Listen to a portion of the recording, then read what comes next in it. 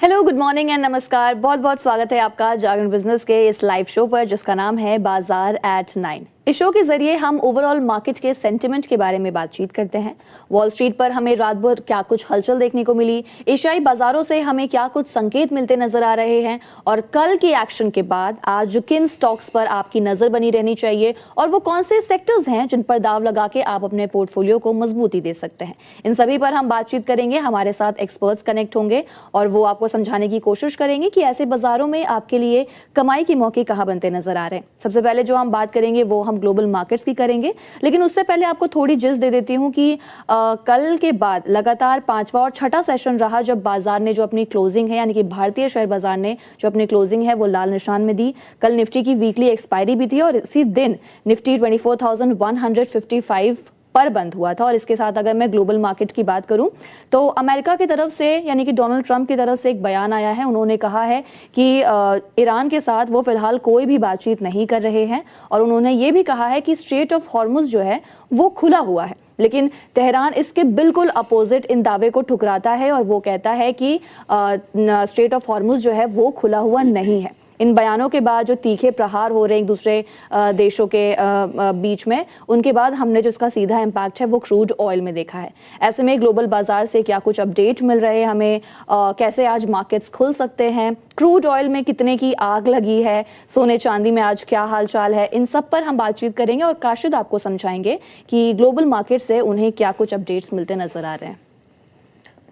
बहुत बहुत शुक्रिया रिया। सबसे पहले तो मैं ग्लोबल मार्केट की अगर बात करूं तो ग्लोबल मार्केट का हाल बहुत अच्छा नहीं है। कल अमेरिकन मार्केट में गिरावट दर्ज की गई और आज एशियाई मार्केट्स में भी कमज़ोरी ही देखने को मिल रही है। पहले बात अमेरिकन मार्केट की कर ले हैं तो ईरान और अमेरिका के बीच में जो ज़ुबानी जंग चल रही है उसकी वजह से डॉ जोन्स जो है वहाँ का अमेरिका का प्रमुख स्टॉक एक्सचेंज है, उसमें 116 अंकों की गिरावट आई और ये 53,343 के स्तर पर बंद हुआ। वहीं नेस्डेक के अंदर भी 1% से ज़्यादा की कमज़ोरी आई। इसकी वजह यह है कि कल टेक शेयरों में ज़्यादा बिकवाली देखी गई है। आज एशियन मार्केट्स में भी टेक शेयरों में ही ज़्यादा बिकवाली दिख रही है, जिसके चलते नेस्डेक कंपोजिट 1.33% गिरकर 26,290 के लेवल पर बंद हुआ। और जो तीसरा प्रमुख इंडाइसिस है अमेरिका का S&P 500, वो भी 0.69% की गिरावट के साथ बंद हुआ है। गिरावट की अगर हम बात करें तो जो प्रमुख कारण रहे हैं उनमें रहा है अमेरिकन 30 इयर्स ट्रेजरी बॉन्ड जो है वो, उसकी बॉन्ड यील्ड जो है वो 19 साल के नए हाईएस्ट लेवल पर पहुंच गई है। दूसरी बात की तेल के दाम उछले हैं। ब्रेंट क्रूड जो है उसके दाम $91 को भी पार कर गए हैं। अमेरिका और ईरान के बीच ज़बानी जंग और तेज़ हो गई है, यानी फिलहाल इनके बीच कोई समझौता होता नहीं दिख रहा है। जैसा कि अभी आपने खुद बताया, डोनाल्ड ट्रंप ने कहा है कि ईरान के साथ हमारी कोई प्लान्ड बातचीत का भी कोई वो नहीं है। और ईरान का कहना है कि स्ट्रेट ऑफ हॉर्मुज बंद है, लेकिन ट्रंप का कहना है कि स्ट्रेट ऑफ हॉर्मुज खुला हुआ है। कोई भी क्लैरिटी नहीं है। दोनों की तरफ से एक के बाद एक बयान आ रहे हैं। तनाव बरकरार है, जिसकी वजह से तेल के दाम उछले हैं। तेल के दाम $91 को पार कर गए और बॉन्ड यील्ड 19 साल के टॉप लेवल पर पहुंच गई, जिससे अमेरिकन मार्केट गिर गए हैं। ओवरऑल जो हमें देखने को मिल रहा है पर्सपेक्टिव वो फिलहाल ये है। अगर अब हम एशियन मार्केट्स की तरफ चलें तो एशियन मार्केट्स में भी आज ज़बरदस्त गिरावट देखने को मिल रही है। सिर्फ एक इंडाइसिस ही ऐसा है, एक मार्केट ही ऐसा है जो कि आज हरे निशान में है। मैं आपको बता दूं कि आज सिर्फ हांगकांग का हैंग सेंग ही है जो आज तेज़ी दिखा रहा है, वरना तो फिर साउथ कोरिया का कोस्पी जो है उसमें करीबन 5.5% की गिरावट है और ये एक बहुत बड़ी गिरावट है अगर देखा जाए तो। वहीं चीन का शंघाई कंपोजिट इस समय मैं देख पा रहा हूँ कि 2% नीचे फिसल चुका है। इसके अलावा जापान का निक्केई जो है वो 2.5% से ज़्यादा नीचे आ गया है। एशियन मार्केट्स के लिए जो निगेटिव ट्रेंड्स हैं उनमें सबसे पहला है अमेरिकन मार्केट में गिरावट, तेल के दाम उछलना और आज टेक शेयरों में भारी बिकवाली देखने को मिल रही है एशियन मार्केट्स में भी, जिसके चलते लगभग सभी जो है इंडाइसिस दबाव में हैं। ओके, तो ये वो कुछ ट्रिगर्स हो सकते हैं जो हम आज भारतीय बाजार पर जिसका पूरा इम्पैक्ट देख सकते हैं, जैसा कि हमें काशिद ने बताया। आपने हमें बताया यूएस ट्रेजरी बॉन्ड यील्ड के बारे में, लेकिन इसके साथ ही मैं ये भी ऐड ऑन करना चाहूँगी कि जो इन्वेस्टर्स हैं वो काफ़ी कॉशियस अप्रोच अपना रहे हैं। क्यों? क्योंकि FOMC यानी कि मिनट्स की जो बैठक होने वाली है उस पर क्या फैसला आ सकता है, उस पर भी लगातार निवेशकों की नज़रें बनी हुई है। ऐसे में काशिद हमें समझाइए कि गोल्ड और सिल्वर को लेकर क्या अपडेट है, क्योंकि जब भी हम ऐसा जियोपॉलिटिकल टेंशंस का एक माहौल देखते हैं उस वक्त निवेशकों की जो कॉशियस अप्रोच होती है वो उन एसेट्स पर ज़्यादा होती है जो उनको एक सेफ्टी, एक सिक्योरिटी फील कराए, और वो गोल्ड सिल्वर है हमारे लिए, क्योंकि उसे हम सेफ हेवन एसेट्स बोलते हैं। तो ऐसे में गोल्ड सिल्वर में हम पिछले कुछ दिनों से तेज़ी का सिलसिला देख रहे हैं, तो क्या वो तेज़ी हमें आज भी देखने को मिली है?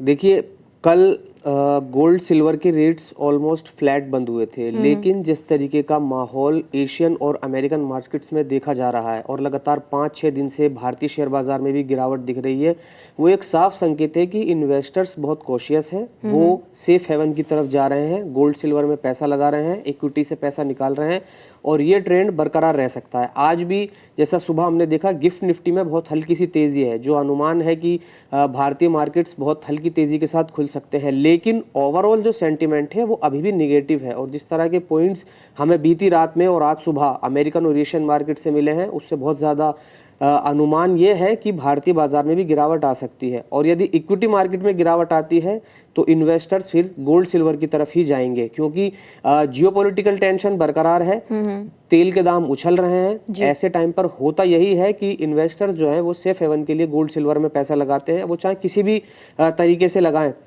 तो अनुमान यह है कि फिलहाल जो कि गोल्ड के रेट हैं वो 1,54,000 रुपये पर है और सिल्वर का जो दाम है वो 2,33,000 पर है। लेकिन कुछ एक्सपर्ट्स इससे पहले बता चुके हैं कि सिल्वर का दाम 2.5 लाख के पार जा सकता है और जो गोल्ड का रेट है वो 1,60,000 रुपये के आसपास जा सकता है। अभी फिलहाल ये अनुमान है, आगे जियोपॉलिटिकल टेंशन, तेल के दाम और इक्विटी मार्केट कैसा परफॉर्म करते हैं, काफ़ी कुछ उस पर निर्भर करेगा। ओके, बिल्कुल सही बताया काशिद आपने जितने भी हमें पॉइंट्स बताए हैं, चाहे वो यूएस बॉन्ड यील्ड हो, डॉलर इंडेक्स हो, या फिर जो जियोपॉलिटिकल टेंशंस चल रहे हैं, उसके बाद देखना ये होगा कि इन सभी का इम्पैक्ट जो है वो गोल्ड सिल्वर पर हमें कैसे और किस तरह से देखने को मिलता है। साथ ही कुछ वक्त बाद हमें ये भी पता चल जाएगा कि जैसे आपने बताया है हमें कि भारतीय शेयर बाजार आज गिरावट के साथ खुल सकते हैं, क्या वैसे ही मार्केट्स खुलते हैं या नहीं। लेकिन चलिए अब हम अपने अगले सेगमेंट की तरफ बढ़ेंगे, जो है स्टॉक्स इन फोकस, और हम उन तमाम स्टॉक्स के बारे में आपको वन लाइनर डिटेल्स भी दे देते हैं कि क्यों ये स्टॉक्स जो हैं वो आज बाजार के फोकस में रह सकते हैं, साथ ही आपके रडार पर रह सकते हैं। सबसे पहले जो स्टॉक मैं पिक करूंगी वो है हिंदुस्तान जिंक। आज हिंदुस्तान जिंक के शेयरों में थोड़ी बहुत हलचल देखने को मिल सकती है, क्योंकि हिंदुस्तान जिंक ने रिन्यूएबल पावर की खपत है उसको 22% तक बढ़ा दिया है, जिसके बाद कंपनी का जो टारगेट है वो FY28 तक रिन्यूएबल पावर की हिस्सेदारी को 70% तक पहुंचाने का टारगेट ये लेकर चल रहे हैं। तो ऐसे में रिन्यूएबल एनर्जी पर बढ़ते फोकस के चलते हिंदुस्तान जिंक का जो शेयर है वो आज बाजार के फोकस में रह सकता है। अगला जो स्टॉक पे हम बात करेंगे वो हमें काशिद बताएंगे। सबसे पहले तो मैं आपको बता दूं कि आज 2 अच्छे आईपीओ की लिस्टिंग है, जिनमें पहला है बिहारी लाल इंजीनियरिंग, जिसके आईपीओ को 81 गुना से ज्यादा सब्सक्रिप्शन मिला, और दूसरा है शिप रॉकेट, जिसके आईपीओ को 102 गुना से भी ज्यादा सब्सक्राइब किया गया। इन दोनों ही आईपीओ का जो जीएमपी है यानी कि ग्रे मार्केट प्रीमियम है वो काफ़ी शानदार चल रहा है। फिलहाल कुछ ही देर में हमें पता चल जाएगा कि इन दोनों की लिस्टिंग किस रेट पर होती है। बात करें अगर हम बिहारी लाल इंजीनियरिंग कंपनी की, तो इसका आईपीओ 12 अगस्त को खुला था और 14 अगस्त को बंद हुआ। शिप रॉकेट का आईपीओ भी 12 और 14 अगस्त के आसपास ही खुला था। बिहारी लाल इंजीनियरिंग के आईपीओ को काफ़ी ज़बरदस्त रिस्पॉन्स मिला, शिप रॉकेट को भी काफ़ी अच्छा रिस्पॉन्स मिला, जिससे उम्मीद है कि ये दोनों ही आईपीओ प्रीमियम पर लिस्ट होंगे। इसके अलावा जो कुछ और शेयर हैं जो आज फोकस में रहेंगे, उनमें रेलटेल कॉरपोरेशन है, जिसे कि ईपीएफओ से काफ़ी बढ़िया ऑर्डर मिला है, 1 साल का ऑर्डर मिला है, और ये ऑर्डर है इंफ्रास्ट्रक्चर एज अ सर्विस का। इस ऑर्डर की वैल्यू जो है वो करीब 167 करोड़ रुपए है। दूसरा शेयर है फेडरल बैंक का। फेडरल बैंक पर आज नजर रहेगी। इसका जो बोर्ड है वो 50 करोड़ डॉलर तक का कर्ज लेने पर फैसला करेगा। एक और शेयर है एस्ट्राडीएम। एस्ट्राडीएम में बड़ी ब्लॉक डील की खबर सामने आई है, जिसके चलते आज इसका शेयर भी फोकस में रहेगा। ब्लॉक डील जब भी किसी शेयर में होती है तो आमतौर पर उस शेयर में एक्शन जरूर देखने को मिलता है, तो ये भी शेयर आज एक ऐसा है जो कि आज फोकस में रहेगा। ओके, दो तीन और स्टॉक्स के बारे में भी हम बातचीत कर लेते हैं। तो लेते हैं पूनावाला फिनकॉर्प। पूनावाला फिनकॉर्प ने 200 करोड़ के एनसीडीज यानी कि नॉन कन्वर्टेबल डिबेंचर्स जारी करने की मंजूरी दे दी है। ऐसे में पूनावाला फिनकॉर्प का जो शेयर है वो भी आज बाजार के खास फोकस में रह सकता है। और अगर मैं कल के चार्ट्स देखूं तो 497 के लेवल पर 0.01% की तेजी के साथ ये क्लोज हुआ था। अगर जो दूसरा स्टॉक हम पिक करेंगे वो हम लेंगे भारतीय पेट्रोलियम, और बीपीसीएल के साथ भी सेम ही चीज़ है, एनसीडीज जारी करने वाली है और इसके जरिए 5,000 करोड़ रुपए तक जुटाने की बोर्ड से मंजूरी मिल चुकी है। और कंपनी जो इस पूरे रकम का इस्तेमाल किस चीज़ों पे करेगी, फंडिंग की ज़रूरतों को पूरा करने के लिए करेगी, साथ ही अपने पूरे कारोबार से जुड़े चीज़ों पर कंपनी जो है ये रकम लगाएगी। 310 के लेवल पर कल क्लोज हुआ था, 2.01% की गिरावट देखी गई थी। अगला जो स्टॉक हम पिक करेंगे स्टॉक्स इन फोकस हमारे सेगमेंट पर, वो है एक्साइड इंडस्ट्रीज। एक्साइड इंडस्ट्रीज ने मार्केट बंद होने के बाद अपने बोर्ड जो उनकी बोर्ड है उन्होंने आर्म एक्साइड एनर्जी सॉल्यूशंस में 1400 करोड़ की निवेश को मंजूरी दे दी है, जिसके बाद आज एक्साइड इंडस्ट्रीज के स्टॉक्स में भी हम एक्शन देखेंगे और समझेंगे भी कि इस स्टॉक में अब आगे क्या करने की गुंजाइश नजर आती है। कल की अगर हम बात करें तो 465 के लेवल पर क्लोज हुआ था और 2.20% की गिरावट देखी गई थी। ऐसे में और जो हम स्टॉक्स को पिक कर लेते हैं और कुछ स्टॉक्स देख लेते हैं। शिल्पा मेडिकेयर पर भी आज बाजार का खास फोकस रहने वाला है। शिल्पा मेडिकेयर ने पेमेट्रेडिक्स इंजेक्शन के 4 बैच को रिकॉल किए हैं, जिसके बाद 29 जुलाई को ये रिकॉल दवा के रंग में बदलाव के चलते किया गया था। और इस खबर के बाद शिल्पा मेडिकेयर का स्टॉक्स भी आज बाजार के फोकस में रह सकता है। कल के चार्ट्स देखिए, 810 के लेवल पर दिखाई दिया था और 0.02% की इसमें तेजी देखी गई थी। कुछ ब्रोकरेज रिपोर्ट्स को भी हम इंक्लूड कर लेते हैं और फिर जब हमारे साथ गेस्ट जुड़ जाएंगे तो आप उनसे अपने सवाल भी पूछ सकते हैं, साथ ही वो आपको समझाएंगे कि पूरी इन्वेस्टमेंट स्ट्रैटेजी जो है आपके सवालों पर वो क्या कुछ होनी चाहिए। तो चलिए पहले हम जो स्टॉक पिक करेंगे वो हम लेंगे आईटी सेक्टर से हम पिक करते हैं। आईटी सेक्टर के लिए कोफोर्ज लेते हैं, पर्सिस्टेंट सिस्टम्स लेते हैं, इन्फोसिस, ये कुछ कंपनीज लेते हैं। इन पर ब्रोकरेज रिपोर्ट आई है। इन्फोसिस का टारगेट सीएलएसए ने बढ़ाकर 1147 रुपए किया है। रेटिंग की अगर हम बात करें तो होल्ड रेटिंग कर दी है और टीसीएस का टारगेट जो है वो 2326 रुपए कर दिया है और इसकी रेटिंग को भी होल्ड कर दिया है। टेक महिंद्रा पर अगर हम नजर डालें तो टेक महिंद्रा पर भी होल्ड की रेटिंग रखी है, साथ ही 1634 रुपए का टारगेट दिया है। विप्रो की बात कर लेते हैं क्योंकि विप्रो में हम काफ़ी टाइम से गिरावट ही देख रहे हैं और क्या जो ये रेटिंग आई है उसके बाद हम कुछ उछाल एक्सपेक्ट कर सकते हैं, ये हम एक्सपर्ट से ज़रूर समझने की कोशिश करेंगे। विप्रो को भी होल्ड से घटाकर अंडर परफॉर्म किया गया है और जो टारगेट रखा है वो 152 रुपए का रखा है। इन्फोसिस भी इस लिस्ट में इंक्लूडेड है और इन्फोसिस को अंडर परफॉर्म किया है, जो टारगेट दिया है वो है 2113 रुपए का। कोफोर्ज और पर्सिस्टेंट सिस्टम के लिए आउट परफॉर्म की रेटिंग को बरकरार रखी गई है। तो ये आईटी के वो तमाम स्टॉक्स हैं। अगर हम कोफोर्ज के चार्ट देखें तो 0.96% अप था, 1790 के लेवल पर लास्ट ट्रेड करता हुआ हमें नजर आया था। ऐसे में जब ये रेटिंग्स आई हैं सीएलएसए की तरफ से तो हम आज देखेंगे कि इन तमाम स्टॉक्स में आईटी एज अ सेक्टर में भी क्या कुछ हलचल देखने को मिलता है। काशिद, आपके पास कोई ब्रोकरेज रिपोर्ट है जिस पर आप हमें थोड़ी अपनी स्टॉक्स की लिस्ट बता सके और आप हमें समझा सके कि कौन कौन से स्टॉक्स पर ब्रोकरेज ने क्या कुछ कहा है? ब्रोकरेज फर्म्स ने इससे पहले कुछ शेयरों पर अपनी अपडेट दी थी, लेकिन इस वक्त मैं ब्रोकरेज फर्म के बजाय रिलायंस से जुड़ी एक खबर पर आपका ध्यान दिलाना चाहूँगा। बताइए।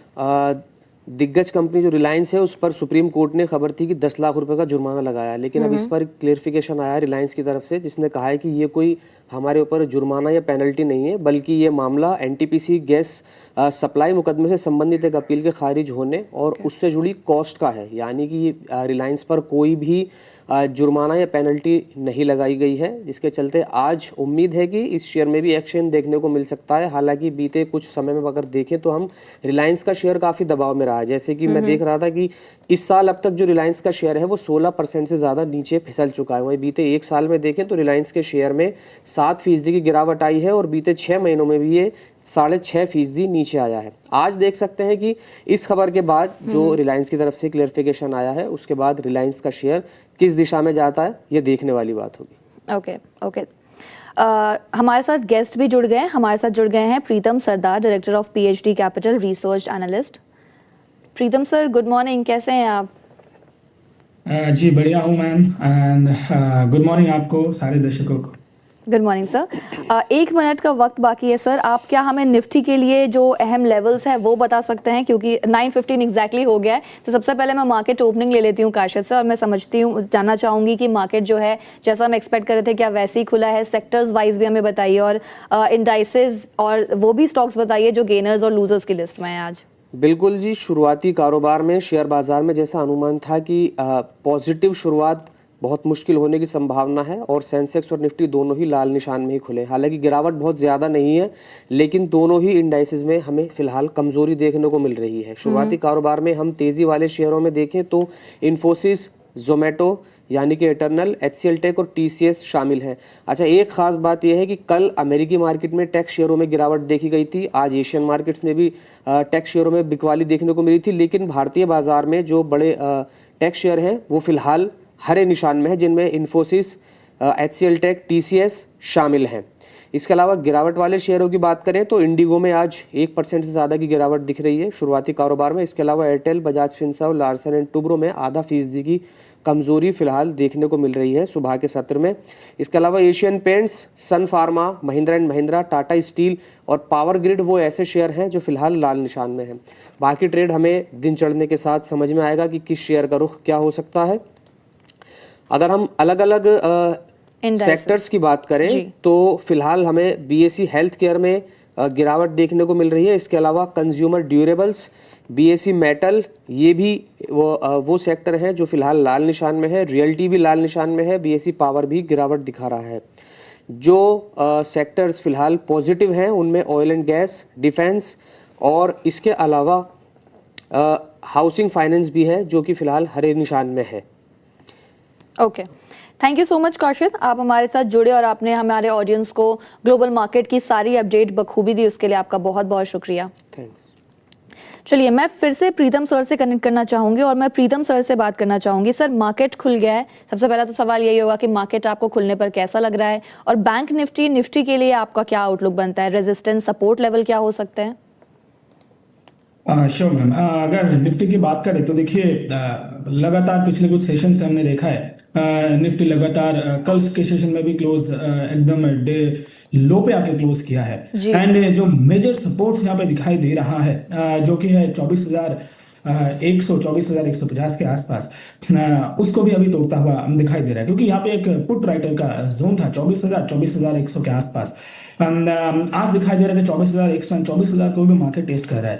अभी देखिए, मेजर जो साइकोलॉजिकल भी एंड ऑप्शन OI की भी अगर आप देखेंगे तो 24,000 पे एक बड़ा पुट राइटिंग का जोन है। एंड अगर इसके नीचे निफ्टी आज क्लोज देता है तो नया एक लेवल जो आपको खुलता हुआ दिखाई देगा वो है 23,800 का लेवल। एंड ये देखना होगा कि अभी देखिए निफ्टी IT में जब तक यहाँ पे एक तेजी है तब तक निफ्टी मुझे नहीं लगता कि नीचे आके क्लोज करेगा। एंड अगर शुरू में कुछ अगर नीचे की तरफ आता भी है तो हो सकता है कि ये एक पुल बैक दिखाने लगे, लेकिन आपको ये देखना होगा कि FII का जो शॉर्ट पोजीशन है वो धीरे धीरे बढ़ता हुआ नजर आ रहा है। आप इंडेक्स लेवल पे, फ्यूचर में पे, ऑप्शन पे भी अब देखेंगे कॉल राइटिंग FII का बहुत ज्यादा बढ़ता हुआ दिखाई दे रहा है। एंड इससे पहले जो सपोर्ट था 24,300 24,250 के आसपास, अब देखेंगे वहां पे कॉल राइटिंग बहुत ज्यादा हो चुका है। तो अभी देखिए, अगर यहाँ पे कोई शॉर्ट करना चाहता है तो मुझे लगता है कि बेस के आसपास जो 24,000 के आसपास यहाँ पे शॉर्ट ना करके अगर आपको वापस से निफ्टी 24,300 250 के आसपास मिले तो फिर वहां पे मुझे लगता है कि आपका रिस्क रिवॉर्ड रेशियो सही बैठता है, क्योंकि अगर 24,300 के आसपास शॉर्ट करेंगे तो 24,320 50 के आसपास आप एक सही स्टॉप लॉस आप लगा पाएंगे। और अभी इस लेवल पे देखिए मेजर 200 सारा जो मेजर मूविंग एवरेजेस है उसको ऑलरेडी निफ्टी ने तोड़ दिया है ना, उसके नीचे ट्रेड कर रहा है। तो देखिए ये अब आज का दिन बहुत ही ट्रिकी होने वाला है। एंड फ्रेड का भी मीटिंग जो मिनट्स है वो भी आने वाला है, तो आज मार्केट थोड़ा रेंज बाउंड ट्रेड करने का ही चांसेस मुझे ज्यादा लगता है। निफ्टी बैंक की अगर बात करें तो यहाँ पे देखिए 57,000 का जो लेवल है ये क्रूशियल लेवल है। जब तक इसके नीचे बैंक निफ्टी क्लोज नहीं करता तब तक मुझे नहीं लगता कि बड़ा गिरावट यहाँ पे आ सकता है, लेकिन अगर इसके नीचे क्लोज करता है तो फिर आपको दिखाई देगा कि जो 200 EMA का जोन है लगभग 56,600 56,700 के आसपास, वो लेवल वापस आपको खुलता हुआ दिखाई देगा। एंड अगर आप ऑप्शन मार्केट को फॉलो करेंगे तो आपको दिखाई देगा कल का जैसा मार्केट था वहां पे जो पुट राइटर्स था 56,600-500 के आसपास, उनका थोड़ा कॉन्फिडेंस में थोड़ा कमी आया हुआ है, क्योंकि पुट जो राइटर्स था वो बहुत ज्यादा हमने देखा कि वो क्लोज होता हुआ। तो ये भी एक चीज देखना रहेगा कि 57,000 से नीचे अगर बैंक निफ्टी क्लोज करके वो वही सस्टेन अगर करता है तो हो सकता है कि 56,700 के लेवल भी आपको बैंक निफ्टी में दिखाई दे। और ऐसा अगर होता है तो निफ्टी भी आपको नीचे आता हुआ दिखाई देगा एंड नए से 23,800 का लेवल भी आपको खुलता हुआ दिखाई देगा। जी ओके सर। सर चिप शेयरों में हमने बिकवाली देखी, जिससे हमने मतलब जैसे हमें काशिद ने बताया कि उससे आईटी कंपनीज को फ़ायदा हो रहा है और उसके रिजल्ट भी हमारे सामने है कि आज तमाम आईटी के जो शेयर्स हैं, चाहे वो इन्फोसिस हो, टीसीएस हो, एचसीएल टेक हो, ये 3-4 ऐसे शेयर हैं जिनमें आज काफ़ी तेज़ी दर्ज हो रही है। अगर हम एचसीएल टेक की बात करें 1.49% अप है, इन्फोसिस 1.17% अप है, विप्रो की अगर हम बात करें तो 0.49% अप है, टेक महिंद्रा भी अप है 0.45%। तो तमाम ऐसे स्टॉक्स हैं आईटी के जो आज हरे निशान में कारोबार करते हुए नजर आ रहे हैं। तो आईटी में इन सारे स्टॉक्स पर अब आगे क्या करना चाहिए इन्वेस्टर्स को? जो ट्रेडिंग स्ट्रैटेजी है वो पूरी क्या होनी चाहिए? देखिए यहाँ पे आईटी में जो एक बड़ा मोमेंटम था, वैसे तो सबसे पहले रिजल्ट मोटा मोटा बढ़िया आया है पूरे आईटी काउंटर्स का, और ऊपर से आप देखेंगे पूरे निफ्टी पूरे इंडियन मार्केट की बात करें तो रिजल्ट मोटा मोटा सही आया है। एंड ऐसे में इंडियन मार्केट अट्रैक्टिव भी मुझे लग रहा है। अब देखिए ग्लोबल जो क्लूज है उसके हिसाब से देखिए जो मार्केट के अंदर से अंदर का जो पॉजिटिव है, जो भी न्यूज़ जो भी यहाँ पे आपको डिराइव होता हुआ दिखाई दे रहा है, उससे ज्यादा हावी अभी ग्लोबल क्लूज मुझे लग रहा है। एंड इसीलिए आप देखेंगे कि अंदर की जो चीजें हैं मार्केट की, इंडियन इकोनॉमिक्स की, उससे ज्यादा मार्केट रिएक्ट कर रहा है ग्लोबल क्लूज पे। तो ऐसे में अभी आप देखेंगे आईटी में इतना बड़ा मोमेंटम आने के पीछे भी एक वजह था कि यूएस मार्केट में जो सेमीकंडक्टर एंड जो आईटी स्टॉक्स है उसमें सेलिंग आना, सॉफ्टवेयर कंपनीज में बाइंग आना, एंड वापस आप ताइवान मार्केट एंड कॉस्पी में भी देखेंगे वहां पे थोड़ा आईटी काउंटर्स में जो चिप स्टॉक्स है वहां पे थोड़ा सेलिंग आता हुआ जब दिखाई दिया था, तो इंडियन मार्केट में आईटी भी चलता हुआ दिखाई दे रहा था। अभी देखिए आईटी अगर इंडेक्स की बात करें तो ये भी देखेंगे थोड़ा ऊपर आ चुका है, बहुत अच्छा क्योंकि चला है। तो यहाँ पे अभी मुझे लगता है कि थोड़ा प्रॉफिट बुकिंग यहाँ पे या फिर थोड़ा टाइम करेक्शन आपको यहाँ पे आता हुआ दिखाई देगा। एंड बिल्कुल आप पूरे अगर आईटी स्टॉक्स को देखेंगे तो ये अच्छा चलता हुआ भी दिखाई देगा एंड एक रेंज में आपको ये रहता हुआ दिखाई देगा। अभी निफ्टी आईटी इंडेक्स भी अगर आप देखेंगे तो 30,380 के आसपास चल रहा है। एक हाई भी आज लगा था लगभग जो खुलते ओपन होते समय हमने दिखाई दिया 30,600 लगभग 60 के आसपास, लेकिन अभी डे लो पे चल रहा है। तो यही मेरा आज का शुरू का जो टेक था कि आज इंडिया मार्केट में थोड़ा ट्रिकी सेशन आज रहने वाला है। एंड ऊपर से अभी देखिए निफ्टी बैंक में भी उतना मोमेंटम नहीं है, निफ्टी आईटी में भी उतना मोमेंटम नहीं है, एंड अभी डे लो के आसपास ट्रेड कर रहा है। तो मेजर सपोर्ट जो आईटी में मुझे अभी दिखाई दे रहा है वो लगभग 30,000 के आसपास। अगर इसके नीचे क्लोज देता है तो फिर निफ्टी आईटी में आपको 29,700 29,800 तक भी निफ्टी आईटी आता हुआ दिखाई देगा। तो ऐसे में मुझे लगता है कि जो भी आईटी दिग्गज काउंटर्स था, निफ्टी, इन्फोसिस, टाटा कंसल्टेंसी, ये भी जैसे आपका ओपन होता हुआ दिखाई दिया अभी डे लो पे ही ज्यादातर आपको चलता हुआ नजर आ रहा है। तो ऐसे में मुझे लगता है कि इंडेक्स लेवल पे अगर आपको ट्रेड करना है तो थोड़ा दूरी बना के रखें। आईटी में अभी जिनके पास है बिल्कुल आप बने रहिए, लेकिन फ्रेश यहाँ पे आप खरीदारी आईटी में ना करें, थोड़ा वेट कीजिए। जो भी प्रॉफिट बुकिंग आ रहा है इसे एक बार कंप्लीट हो जाने दीजिए, फिर आप यहाँ पे बिल्कुल इन्वेस्ट कर सकते हो। लेकिन आईटी में बने रहने का सलाह होगा जिनका पोजीशन है। जी ओके सर। सर हिंडाल्को के शेयर को देखिएगा, आज लूजर्स में सबसे टॉप पर है, 1.37% की गिरावट है।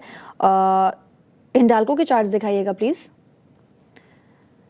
इस शेयर में लगातार सर हम सुस्ती ही देख रहे हैं, मतलब पहले तो इसमें काफ़ी अच्छा मोमेंटम था, मेटल स्टॉक्स अप भी थे, लेकिन कुछ दिनों से ये काफ़ी सुस्त पड़ा हुआ है। आज भी 1.34% गिरा है, 1027 के लेवल पर ट्रेड कर रहा है।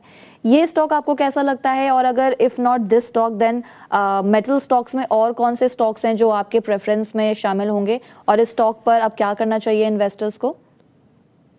जी देखिए, अगर हिंडाल्को की बात कर रहे हैं, साथ में नैल्को भी आप एक बार अगर देखते हैं तो ये दो जी। काउंटर्स था। अभी मेटल में देखिए, मेटल में अगर आपको रहना है तो बहुत ही आपको चुन चुन के यहाँ पे इन्वेस्ट करना पड़ेगा, क्योंकि मेटल काउंटर्स में पूरा सेक्टर वाइज एक मोमेंटम नहीं है। कुछ काउंटर्स अभी आपको चलता हुआ दिखाई देगा, एंड उसके उस कुछ चलता हुआ काउंटर्स में से एक था हिंडाल्को एंड नैल्को। आप देखेंगे जो लो बना था, एक बॉटम बनता हुआ दिखाई दिया था लगभग 200 डीएमए के आसपास जुलाई 28 2026 के बाद से ये काउंटर बहुत ही अच्छा चला है, मेजर मूविंग एवरेज के ऊपर।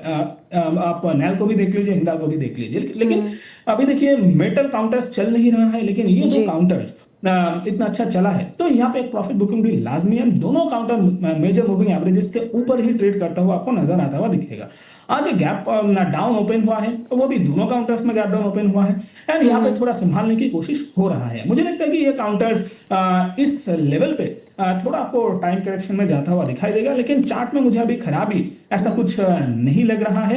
एंड काउंटर, दोनों काउंटर अगर आप देखेंगे तो लगातार हायर हाई हायर लो के ट्रेजेक्टरी में ही है। बस नैल्को में एक डबल टॉप बनता हुआ दिखाई दिया है, लेकिन वो भी चार्ट अभी सुधरते हुए ही मुझे दिखाई दे रहा है। तो ऐसे में आप इन दोनों काउंटर्स में जिनका पोजीशन है वो अगर चाहे तो बिल्कुल यहाँ पे प्रॉफिट बुक कर सकते हो, वरना यहाँ पे आप होल्ड भी कर सकते हो। एंड समझ ये आपको ध्यान रखना होगा कि चुनिंदा काउंटर्स में ही आपका यहाँ पे पोजीशन रहना चाहिए। अब अगर आप मेटल काउंटर्स में और कौन सा काउंटर मुझे अच्छा लगता हुआ आपको दिखाई दे रहा है, तो वो एक काउंटर है सेल। अब सेल में भी देखेंगे एक यहाँ पे 14 अगस्त को देखेंगे एक बड़ा गिरावट आया था, बिल्कुल 200 डीएमए से एक सपोर्ट लेके काउंटर वापस से हाई के आसपास क्लोज किया है, एंड उसी लेवल पे एक फ्लैग पैटर्न यहाँ पे बनता हुआ दिखाई दे रहा है। मेजर रेजिस्टेंस 100 डीएमए पे लेता हुआ भी दिखाई दे रहा है, लेकिन यहाँ पे एक मूविंग एवरेजेस क्लस्टर है, उस लेवल पे काउंटर यहाँ पे रेजिस्टेंस फेस कर रहा है। अगर काउंटर आपको 177 के ऊपर एक बार क्लोजिंग आता हुआ दिखाई दे, तो मुझे लगता है कि ये काउंटर में भी एक बड़ा मोमेंटम आपको आता हुआ दिखाई देगा, एंड उस मोमेंटम में आपको ये ऑल टाइम हाई उससे भी ऊपर आता हुआ दिखाई देगा। तो इस काउंटर को आप रेडार पे रख सकते हो। इमीडिएट लेवल पे आप पोजीशन ना बनाएंगे तो ज्यादा अच्छा रहेगा, बस ऑब्जर्वेशन पे रखिए। ये काउंटर मुझे बहुत अच्छा लगता है जी। ओके, जैसे जैसे डिस्कशन आगे बढ़ेगा सर, हम और भी आपसे ऐसे पिक्स लेते रहेंगे। तो मेटल सेक्टर से मैं समझ रही हूँ कि आपने सेल की जो है वो अपनी पिक दे दी है। हम आगे बढ़ेंगे डिस्कशन में, और सबसे पहले एक बार मार्केट अपडेट देख लेते हैं, सेक्टर वाइज भी देख लेते हैं कि कौन से सेक्टर्स जो हैं वो हरे निशान में है, लाल निशान में कौन से स्टॉक्स हैं, गेनर लूजर्स, इनकी भी बात कर लेते हैं। मार्केट अपडेट के चार्ट्स बिल्कुल आपके सामने हैं। निफ्टी 50 में हम 0.19% की गिरावट देख रहे हैं। निफ्टी आईटी एकमात्र ऐसा चार्ट नजर आ रहा है इस वक्त जिसमें थोड़ी तेजी नजर आ रही है, 0.78% अप है। बैंक निफ्टी भी डाउन है, 0.18% की गिरावट है। निफ्टी ऑटो में भी आज गिरावट देखी जा रही है, 0.36% डाउन है, और इसी के साथ निफ्टी मिड कैप में भी 0.12% की गिरावट है। टॉप गेनर्स और लूजर्स पर भी एक नजर डालेंगे। सबसे पहले बात करेंगे उन शेयरों की जो आज हरे निशान में है। HCL टेक, जैसा कि मैंने आपको बताया था, इन्फोसिस, विप्रो, टेक महिंद्रा, यानी कि तमाम आईटी स्टॉक्स जो हैं वो आज हरे निशान में कारोबार कर रहे हैं। आईटी की जो पूरी इन्वेस्टमेंट स्ट्रैटेजी है वो अभी हमने प्रीतम सर से समझ ली है। इसके साथ ही एक इटर्नल का स्टॉक है, उस पर भी हम बातचीत करेंगे। इटर्नल के स्टॉक में आज हम अच्छी तेजी दर्ज होते हुए देख रहे हैं। निफ्टी लूजर्स के चार्ट लगाइएगा। निफ्टी लूजर्स पे देखते हैं कौन कौन से स्टॉक्स हैं। हिंडाल्को पर अभी हमने बातचीत करी है। बजाज फाइनेंस और बजाज फिनसर्व, इसी के साथ टाटा स्टील्स और महिंद्रा एंड महिंद्रा, ये वो 5 स्टॉक्स हैं जो आज गिरावट का शिकार हुए हैं। सबसे पहले इटर्नल पर बात करते हैं सर। इटर्नल आज टॉप गेनर्स की लिस्ट में शामिल है, और इटर्नल के चार्ट लगाइएगा। देखते हैं कि इटर्नल में आज कितने % की तेजी दर्ज हो रही है। 0.97% की तेज़ी है इटर्नल के स्टॉक में, और 319 के लेवल पर इस वक्त ट्रेड करता हुआ नजर आ रहा है। सर, इटर्नल के स्टॉक में इन्वेस्टर्स को क्या फ्रेश इन्वेस्टमेंट करने की आप सलाह देंगे, या अगर इटर्नल नहीं तो इसी सेक्टर में, यानी कि इसी जो काउंटर है इसके अलावा कोई और, स्विगी है या कोई और आपको जो पसंद आता हो इटर्नल के अलावा? जी देखिए, अगर इटर्नल की बात करें, वैसे तो स्विगी में अभी तो मेरा कोई पोजीशन बनाने का सलाह नहीं रहेगा। अगर आपको बनाना है तो इटर्नल पे ही बनाना है, लेकिन क्या इस लेवल पे वो सही है? नहीं, मुझे लगता है कि अभी 320 के लेवल पे आपके लिए सही नहीं होगा, क्योंकि यहाँ पे थोड़ा मोमेंटम सुस्त आता हुआ दिखाई दे रहा है। लेकिन क्या चार्ट खराब है? बिल्कुल नहीं। मुझे लगता है कि ये आगे जाके भी, ऑलरेडी आपको काउंटर ने बहुत अच्छा रिटर्न दिया हुआ है। लगभग यहाँ पे 40 के लेवल से आप देखेंगे 360 एंड 70 का हाई लगा चुका है।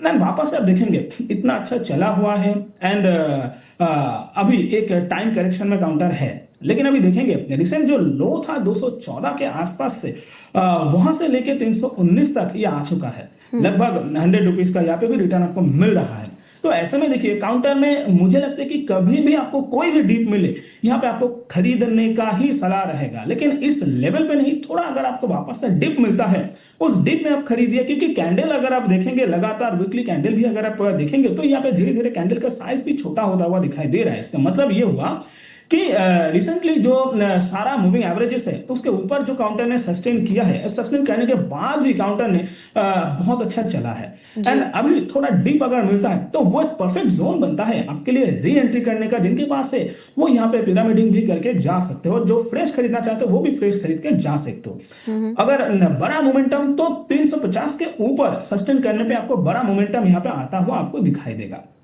तो तब तक के लिए फ्रेश आप खरीदारी ना करें, अगर डिप मिलता है तो फिर आप यहाँ पे फ्रेश खरीदारी कर सकते हो। स्विगी से मुझे बेटर लगता है Eternal ji. Okay sir. Sir कुछ ब्रोकरेज रिपोर्ट की भी बात कर लेते हैं। स्टील सेक्टर पर सीएलएसए की राय आई है। सीएलएसए के अकॉर्डिंग भारतीय स्टील कंपनियों के लिए मौके जो हैं वो लगातार बढ़ रहे हैं।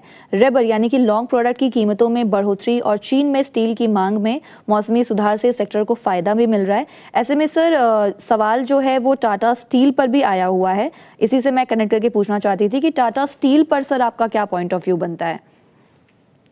जी टाटा स्टील एंड साथ में आप जेएसडब्ल्यू स्टील भी देख लीजिए, जिंदाल स्टील भी देख लीजिए।